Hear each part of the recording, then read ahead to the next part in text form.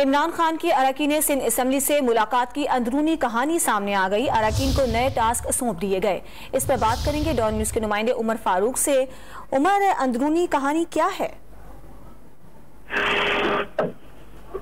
जी, इमरान खान से गुज़िश्ता रोज अरकान सिंध असम्बली की मुलाकात हुई है, जिसमें इमरान खान ने अरकान को नए टास्क सौंपे हैं। पार्टी ज़राए का कहना है कि सिंध के सियासी खानदानों से राब्ते करने की भी इमरान खान ने हिदायत की है अरकान सिंध असम्बली को।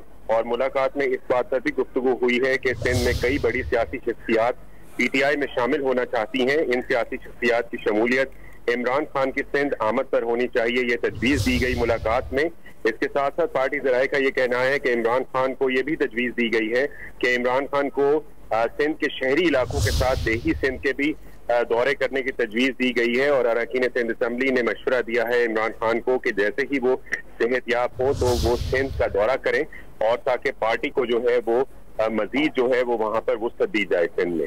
जी, बहुत शुक्रिया उमर फारूक।